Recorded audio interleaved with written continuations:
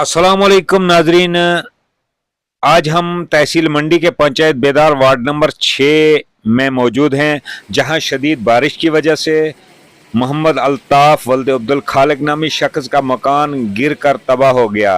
घर का पूरा सामान मलबे के नीचे दबकर रह गया, ताहम कोई जानी नुकसान न हुआ।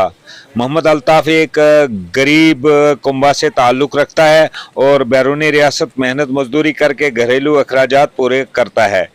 हमारी इंतज़ामिया से गुजारिश है कि इस गरीब शख्स की इमदाद की जाए ताकि ये शख्स दोबारा अपने घर की मरम्मत कर सके।